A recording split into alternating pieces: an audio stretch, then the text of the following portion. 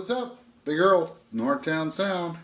The Ariana saga part showed up, so I got some more video to do now. Although from here it's probably going to be more show and tell than hands-on because a lot of double-handed stuff I got to do. So the only thing I've done since my last video is I covered the whammy plug. There you go. All this is, took a piece, I had some of this pickguard material kicking around in this cream color.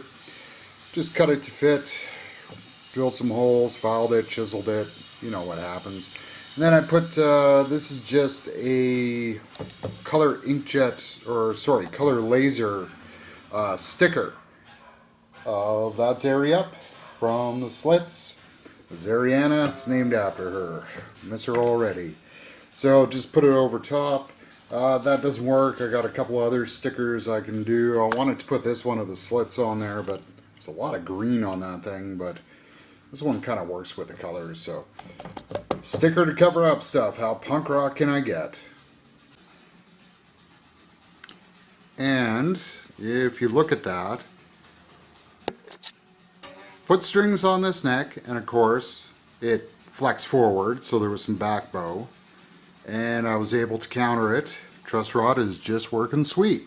I am going to have to shim this neck off. That's fine. I got some material to do that with. But at this point, I'm probably going to get the strings off, get the neck off, and start working on the electronics and getting the tuners on. And get rid of these crappy things. What I love about the mono world compared to old times, you can actually find funky parts. So there you go. This is just some budget pickup here, sort of a old school DeArmond kind of look to it, although it's in a vaguely Rick housing, which would be designed to be surface mount. Of course, can't surface mount it on this, but they're mini hum size and they fit a treat into the pickguard. The front route on this wasn't as wide as this one. It was skinnier this way. So I had to file it and chisel it a little bit to make that fit. You could tell that the routing in the guard was probably done on a pin router freehand. So that's always a nice touch. So that'll work. Now I am going to run into a problem with these things mounting them because the holes will not line up fairly obviously. You can see how much it's off, but there's a very easy way around that, I gotta say. So again, this is old school way of doing it. Basically pickup shims, which works great with pickguard mounted pickups. So all I got here is a couple little pieces of pine that I trimmed down, kind of shaved a little bit to height. I might have to shave some more, just using chisel and a file, nothing important, no fancy tools there. And then on the underside of each and on the top side, it's a little bit of this black thin art foam here. Where's the sheet? Here we go. This sort of stuff. This is the brand name on it. That helps you. I got over at the dollar store. Man, what did we do before dollar stores? I can't even remember. Those things are just so great for all the junk you can find in them. This stuff is worth its weight in gold. So then, if I can do this one-handed, no guarantees, when the guard goes on and the screws go down, it's just going to be friction holding the pickups in place. They may slide a little bit back and forth, but I don't think too much. Again, I might have to shave down that wood just a little bit more. It's hard to tell right now because it's rocking a bit and I got all the wires sticking out and stuff, but you get the general idea. So instead of trying to putz around trying to get these holes to mount up, it's just going to be held in place with friction, which just, it actually works shockingly well. So there you go. And if there's any lesson I can give today's lesson, you're going to work on guitars. The most important tool that you can do, go get yourself a couple of chisels. Learn how to keep them sharp to the point where they'll work for you. This is a little bit on the dull side, just so I don't hack into myself, but it's more than sharp enough to shave, right? You don't have to go fancy. These are footprints, which are actually a nice piece of steel. They really sharpen nice.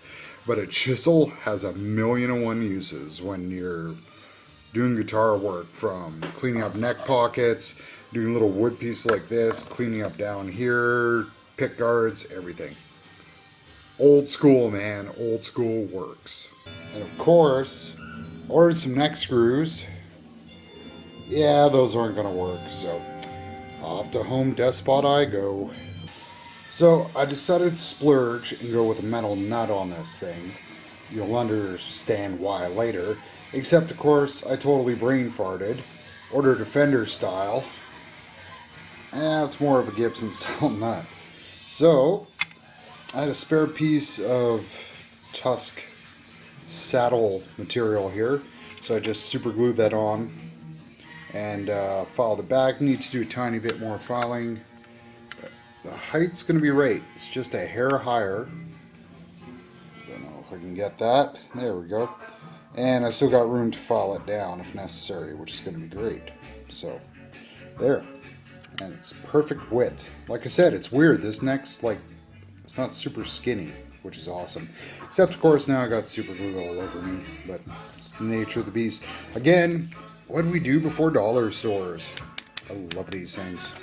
So, let's get rid of these. I just noticed these things have been had.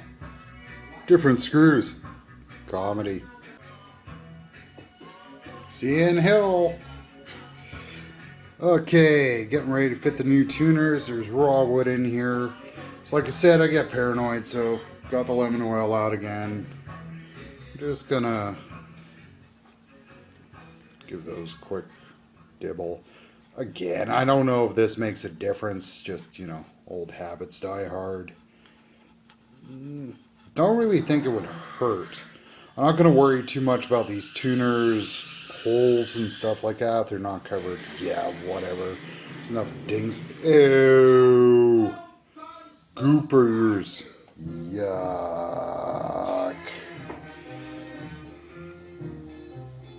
While it's out, threw another coat on the fretboard just in case. Because, yeah, this fretboard is really dry. The first two coats I put on, I was like, wow, geez, that really didn't need too much. And now it's like bone dry again, so we'll try that. 3's probably going to be excessive, but Q-tip was dirty, so what the heck. So, and like I said, this is all just dumb paranoia, but I like it. And they fit. I don't have to muck with them. That's awesome. I detect screw suckage ahead though. Yeesh. And yeah. The only negative thing I gotta say about Chinese parts, these guys are obsessed by Ziplocs. You know, I could go into dealing drugs with these or something. Yeesh. Yeah, screw suckage is gonna be the word, but yeah, what can you do? Here's a tip. Super magnets. These things, where's the bag? Things just roll. So I just grabbed way too many of them. I'm trying to do one-handed. Canada, you can pick these up at Lee Valley Tools. They are worth their weight in gold, let me tell you. That went a lot smoother than I thought I was going to. The alignment's got to be a hair out, just because the actual holes aren't quite even. But that worked. The only snafu I ran into was on the E1 here. It's a hair too far out, but fortunately my collection of crap, these little itty bitty washers. And it's in there. I might actually go back and do that with the rest of them, but I don't know. We're going to check and see. But these are a lot better, and they're still white, so they're echoing the look of things, which is kind of nice. So cool. String trees, which is pretty basic. Um, I was always taught if you're adding a second string tree, as opposed to doing the strap method or whatever, to do it like this. There's reasons for that. I'm not going to get into it. It has to do with break angles and stuff. It's so you don't tie up the bind up the strings on the nut. Um, that one I don't know if that's actually where I would want it. I might have to change that. So, but yeah. And the other thing I love about the Mono World. Ooh, look! I ordered extra. Do you know what a pain in the ass it was to find these stupid things back in the day? Oh my god. I love the Mono World sometimes. Tapped off the nut and that's gotta be a replace. And man, that's... I don't even know what the hell they use for glue on that. It's like something they pulled out of their ass or something. So, oh boy, get to clean that up. Cleaned right off though, so put a little drop of lube on there. Get this new Franken nut. Which way does this go? This way. On. Oh yeah, that's gonna work nice. Might have to square it off a bit, but it's gonna work nice. It's solder time. I guess I gotta clean this stupid thing first. 20 years of this, and it's still gonna take me forever. So I'll spare you the details. I'll show you when I'm done. Okay. 2.5 hours later, and discovered it's got a problem. This pickup is dead. Straight out. So, tried 3 different wiring schemes, different switches, everything. So the bridge works great. You know, the volume works great. Everything's fine there. Front, dead as a doorknob. And of course, that makes that dead of a doorknob. So, I'm gonna have to get a hold of Buddy on this, but I want to get this puppy going, so I'm just gonna leave it on for looks and just go like that. I should probably switch the switch around so I'm always knocking it down. So, okay, grab some chow and then I'm gonna shim this up. So I'm going with the 2-way shim here, just a little bit to bring it up and then a shim to adjust the angle. This mahogany veneer I've got is getting really dry. Holy crow. So I had to over shim the neck a bit. So, I don't know.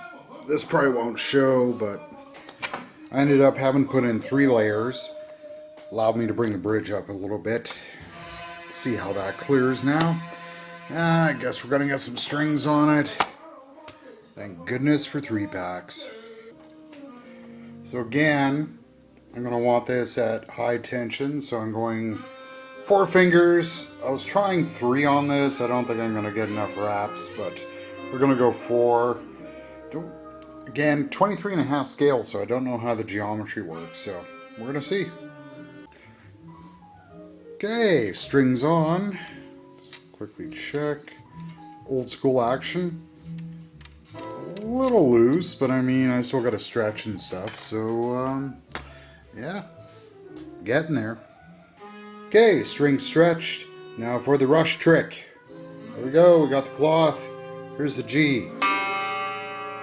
You can hear that. Coal train in the background. Hook it around. Whee! You getting sick yet? You getting sick yet? See how flat it goes? That's awesome. Okay, stretch. String's been heated up with the rush trick. Capo on. Time to check the action. Finger at the 15th, 12th thou. Little tight. Needs some relief.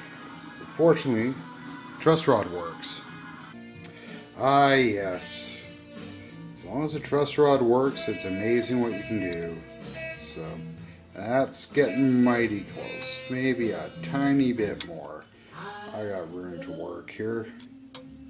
That's good. Yeah, and just as I feared, it's not quite in the right place. The E and the B are a hair sharp, but this is one of those cases where I should have mounted this bridge at a huge angle. Tried swapping this to the screw here to bring it back more, but it needs to come out even more. So this would be like one of those old 50s juniors you see where the bridges are sitting like this. It's one of them cases. Yeah, so I think before I swap over to the badass, I'm just gonna see if I can get this functional. See how far it's out when I'm actually playing it. So, speaking of which, let's try it. Spiky!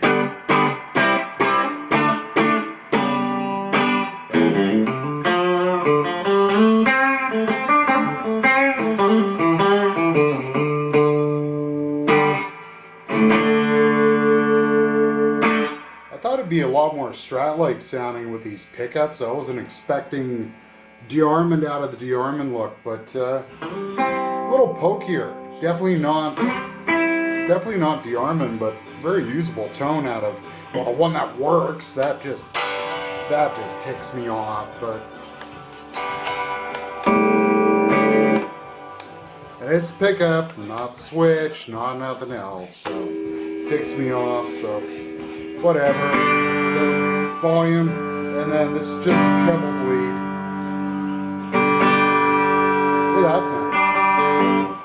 But anyways, still got to do some string stretching, set her up. I'll do a proper sound demo later. So 99.9% done, excluding for the dud. Fuck you. Anyways, so yeah, there we go. There she is. Ariana, Big Earl, Northtown Sound.